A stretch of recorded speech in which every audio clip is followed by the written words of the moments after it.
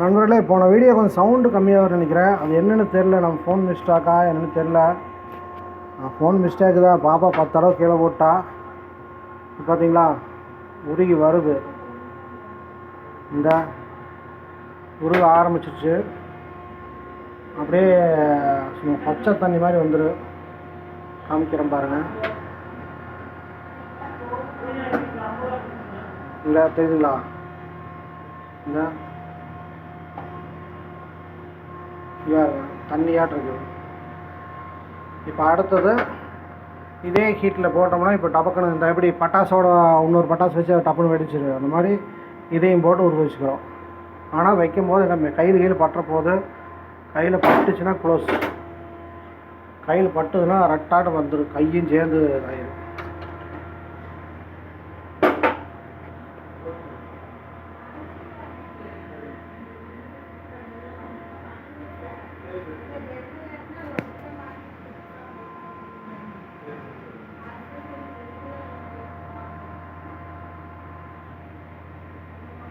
இது ஈயம் காய்ச்சும் போது மெயினாக பார்க்க வேண்டியது, தண்ணி வந்து நம்ம படக்கூடாதுங்க. பட்டதுன்னா பட்டாசு மாதிரி வெடிச்சுன்னா ஏதாச்சும் மேலே பட்டதுன்னா ரொம்ப என்ன சொல்கிறது, நம்ம உடலுக்கு வந்து ரொம்ப பாதிப்பாயிரும்.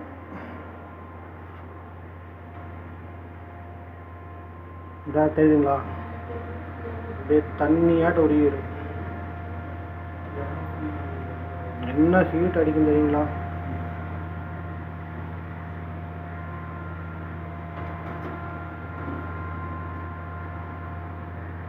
நம்ம செஞ்சுட்டே இருக்காட்டி அசால்ட்டாக செய்கிறோம். இல்லாட்டி அந்த என்ன சொல்கிறது, கடப்பாறையெல்லாம் வளைக்கிறதுக்கு கறி வச்சுட்டு டியூபாட்டை சுற்றுவாங்களா, அந்த மாதிரி வச்சு தான் உருக்குவாங்க.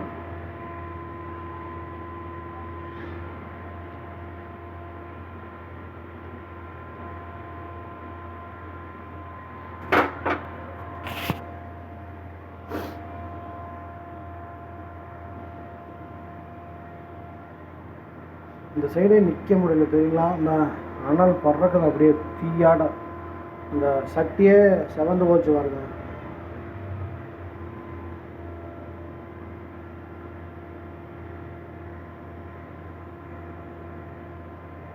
இங்கே ஒரு இடுக்கியாட்டம் வச்சுருந்தது காணோம். அது இருந்ததுன்னா மேல் கசடு வரும்.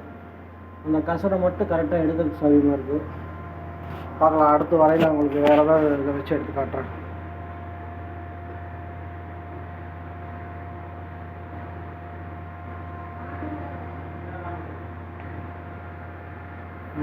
ஃபஸ்ட்டு கீழே போட்டு உருகி போச்சு. தெரியுங்களா, தண்ணி அலை அடிக்குது.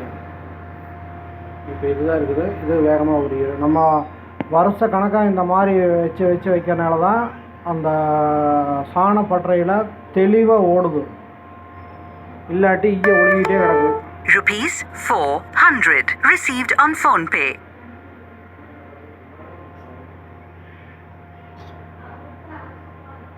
இல்லை தெரியுதுங்களா, இது தனியாக இருக்குன்னா லேட் ஆகுது. இப்போ இந்த பட்டாசோடு சேர்ந்து இன்னொரு பட்டாசு வெடிக்கிறாப்புலக்கா தெளிவாக உருகிடுச்சு.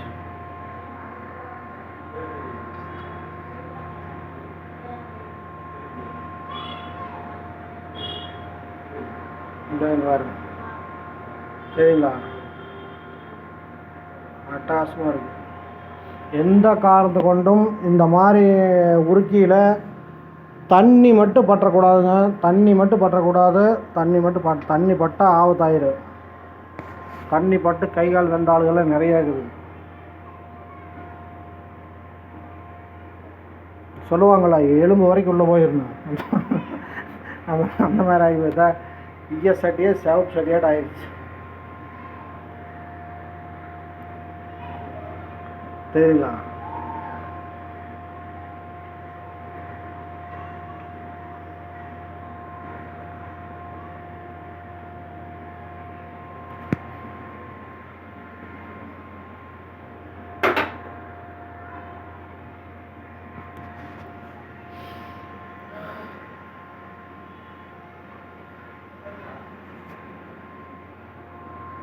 இந்த சட்டி இதுக்குன்னே இருக்கிறது. பார்த்தீங்களா, தண்ணியாட்ட ஆகி போச்சு. இதில் வந்து அந்த கசடு வரும்.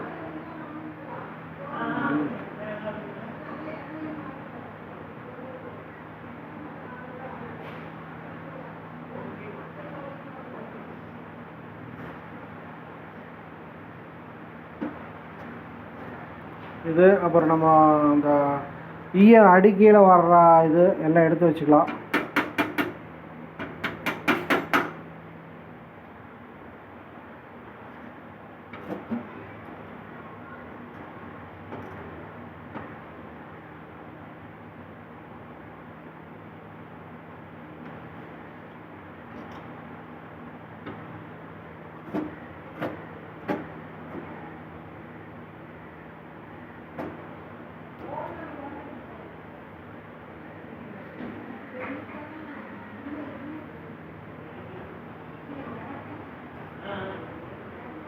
இதில் இந்த கசடெல்லாம் வரும், அதை பார்த்து கரெக்டாக எடுத்துக்கொள்ளணுமா.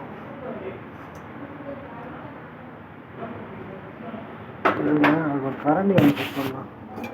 என்ன அதுக்கு ஒரு கரண்டி இருந்தது தானும் ஸ்பூனில் எடுக்க முடியுமா தெரியல, பார்க்குறேன்.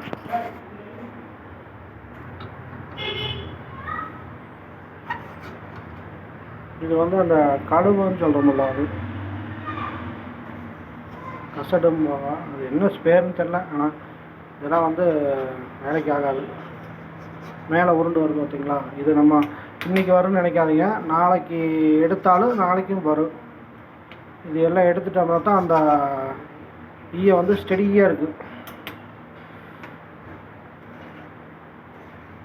அடிக்கடி வராது, அது மேலே மட்டும் தான்.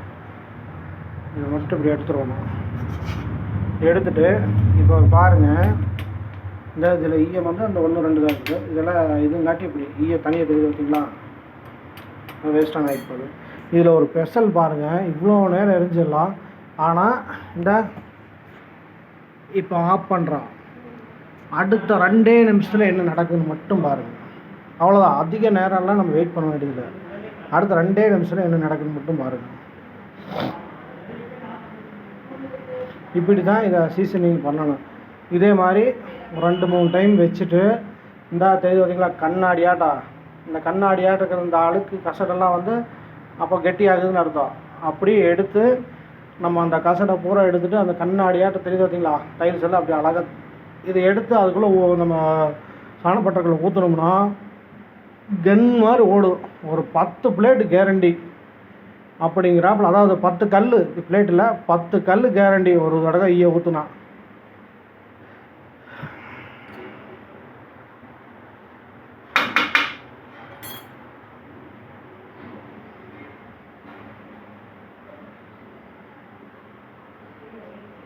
ஆனால் கொஞ்சம் இடம் சௌரி இல்லை, இல்லாட்டி ஒரு கூட தண்ணி கூட ஊற்றி காமிச்சிருவேன். கடந்துச்சுன்னா நம்ம மேலே தெளிச்சிருக்கோம்.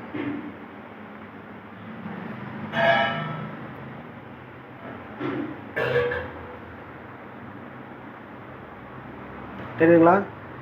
இப்போ 2 நிமிஷம் தான் ஆச்சு. இங்கே பாருங்க, இந்த சைடு பூரா கெட்டி ஆயிடுச்சா. இந்த இதை ஊட்டிலேயே அந்த மாதிரி தான், நம்ம லேட்டெல்லாம் பண்ணக்கூடாது, லவக்கன்னு ஊற்றிடுவோம்.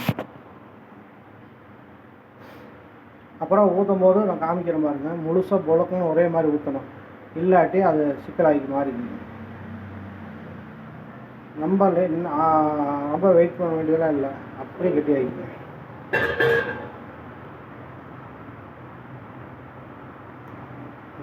முக்கால்வாசி ஆயிடுச்சா, கொஞ்சம் ஒரு துளி, ஒரு 5 நிமிஷம்.